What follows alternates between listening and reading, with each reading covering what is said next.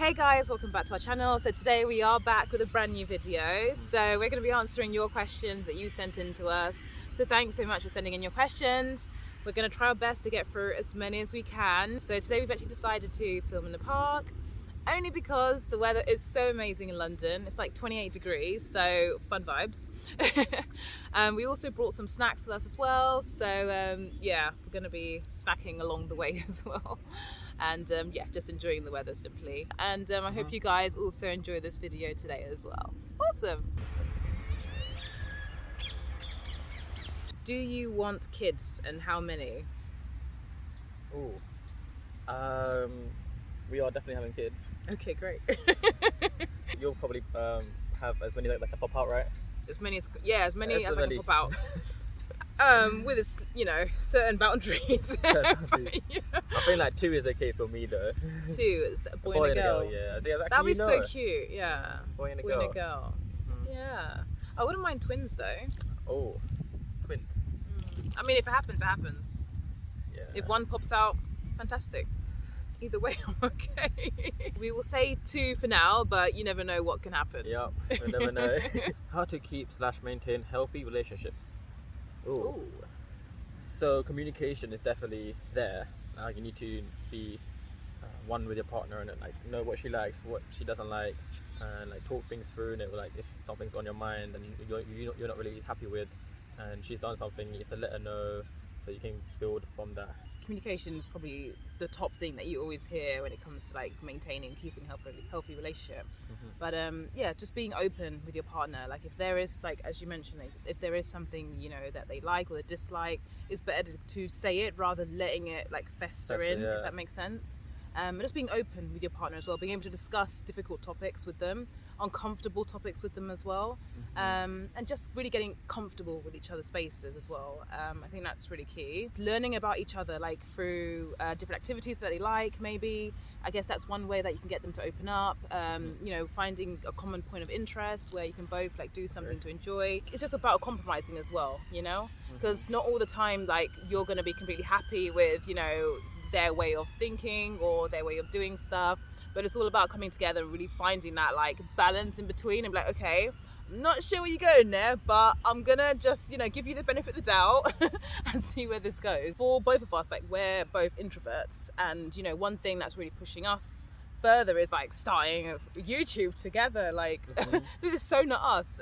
But, yeah, we will know. We pushed each other. I'm sure 10 years ago we would never thought about doing this. No, definitely not. Just being on camera alone is just oh my god, the thought of it is absolutely scary, and still it's scary, but for us to grow together, we're trying new things and things that scare us as well to really get to that next level. And a lot of things scare you, so a lot of things scare me, so she has to try a lot of things now. So you should also learn your partner's boundaries, just what ticks them off or what tickles them, and try not to do it as often. You can do it a couple of times just to annoy them, because it is fun to annoy your partner, but not to the point where they're pissed off and doesn't want to talk to you anymore. Yeah, exactly. Trust is another important one as well. Letting them know in secrets and stuff like that. It's good to tell them your partner's secrets and stuff that you don't really tell other people, just because it's better for your relationship, so she don't find out by someone else. You need to get to that level where you both don't have any issues about what each other is doing, or you don't have you're not paranoid at all, because you have that bond there that brings you guys together. I'm a guy, I want to do guy things. You need to trust me that I'll be doing my guy things without having no worries. You won't have any issues. Yeah, you won't need to worry about what your partner's doing at all, because you trust that you both care for each other, you both never hurt each other. You have to work on it and build on your trust. You can't expect everyone to trust you straight away. It don't work like that. It's not a fairy tale. So yeah, build on that, and if you've broken your trust, there's ways to get back to it. It's not an end point there on it. They'll probably take a bit more time to build that trust back, but yeah, it's not the end of the world, so work on that shit. Yeah. It's a work in progress essentially, but when you've got to that level where you trust each other completely, then that's beautiful. I would say commitment is really important, especially if you want to go far in a relationship. You need to understand the other person's end goals, what they're actually looking for. You've got to make sure you're both aligned and you're both committed to staying on a journey together, because it's not going to be easy. Relationships are not easy as well. There's always going to be ups and downs. But it's about just making sure that you guys are like, you know, bonded by like this super glue, essentially, and just making sure that you can either easily like get onto each other to like make sure you can help each other get back onto the path that you know that you guys chosen together. Work on very difficult things together, and best parts, I guess, of like building a strong relationship is working through the struggles. Yeah, exactly. And definitely the difficult times is what really builds a relationship, I'd say. Because if it's going too smoothly, it's like you're not really learning much from each other. You're not really learning how to deal with each other. If you have more arguments, I'm not saying to have more arguments, but like if there are arguments, so just disagreements with like how you do things and like compromising to like work together. And there's a compromise. Then your relationship is going well. Like, so you can go through the struggles together and making sure that you know you're gonna have disagreements down the line. Like that's natural, but that's all a part of like building on your relationship and getting to that level of strength. Pretty much. So this is another, I guess, advice piece. So let's say a person has been cheated on, which has affected them, and they cannot get out of that mental block. Okay. They feel vulnerable to even make friends now, let alone being in a new relationship. So what would your advice be for them? If in a place where you don't really know what to do, and you want to be alone, I say like try to figure yourself out. Try a different hobby, see what you like.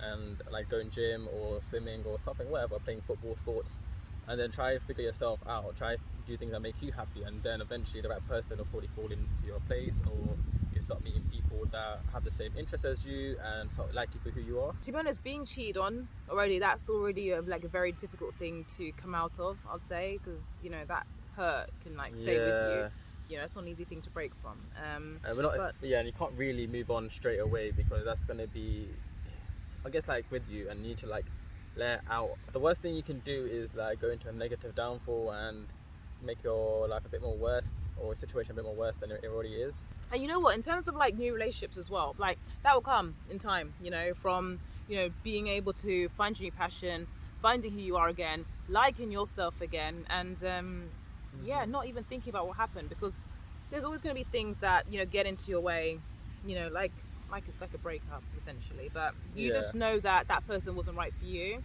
and you will find that new person, and don't go looking for that person even, let that person come to you. Exactly, yeah. You'll find the person once you're in the right place, and when you're doing in a better something place, that you like. Make sure you find that person when you're in a better place, not straight away. I saw your video about the parents. You think if it was the other way, as in black male and Asian female, you would get the same blowback, better or worse? Yeah, I don't think it will be very good for the female. Like, I feel like most parents disown them, or I feel like they're a lot more stricter compared to a male. I feel like they're a bit more let loose in what they want to do compared to a female. I feel like females have restrictions, or they have to be like this, be with this person, and I don't really like how it's made out to be now. But that's a sad truth. Females get treated a lot more harsh than males, I'll say, in the community we are, and I'm sure in your community as well. It is a lot more different for the Asian girls out there, and if it is hard for them to go outside their race. It shouldn't be, but like it is how it is nowadays.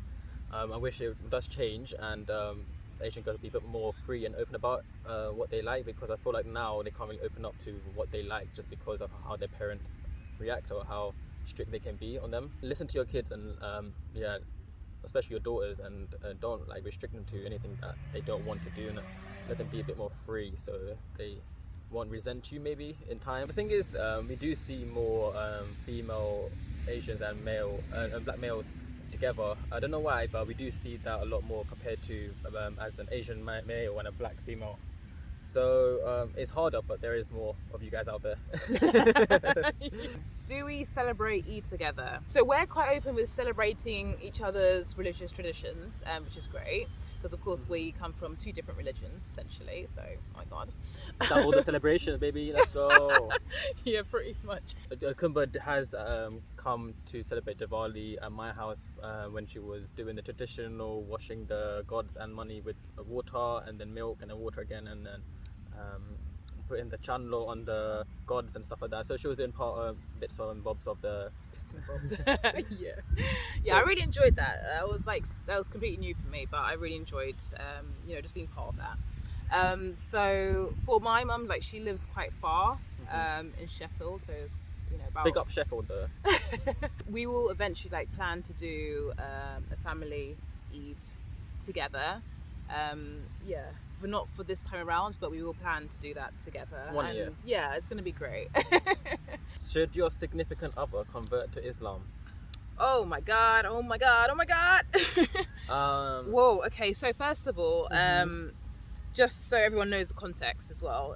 So obviously I am Muslim, and that comes to a great surprise to a lot of people. As a Muslim woman, you're not actually allowed to marry anyone who basically doesn't believe in the Bible, essentially. So the marriage will be invalid under Islamic law.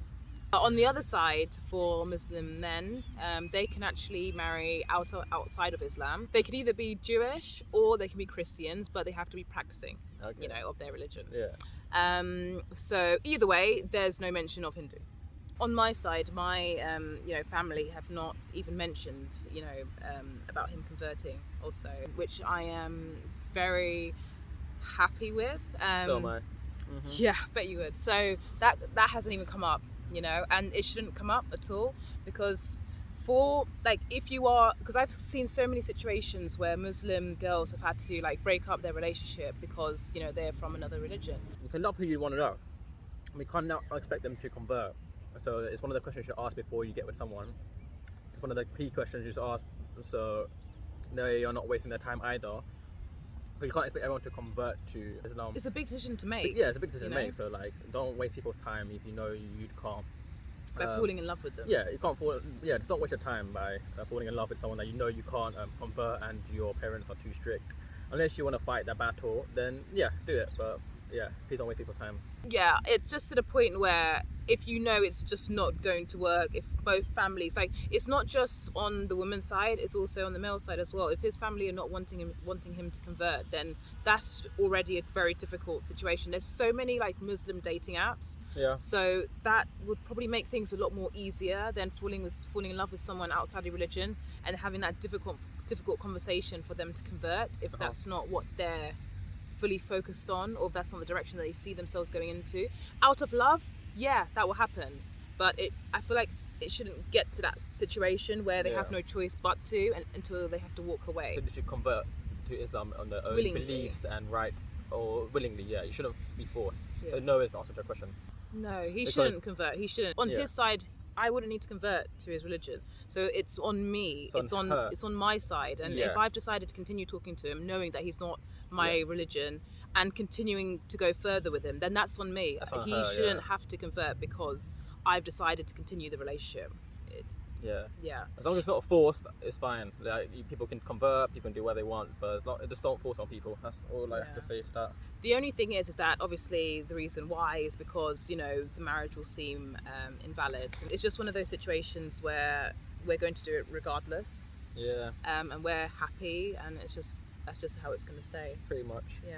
Without anyone converting. No one needs to. We'll still happily fine like this, and we'll still get it done the legal way. So I chose the path, like, I fell in love with who I fell in love with, essentially. For me, at the stage, we don't follow the same religion, but we're happy, and that's really what that matters. And happiness over everything. Bye-bye. So we're going to leave the questions at this stage, otherwise it's going to be quite a long video. So sorry if we weren't able to answer all the questions sent in, but we will try and get it done in another video. Yep. But yeah, guys, we hope you enjoyed this video, and we really enjoyed doing it, especially in the park.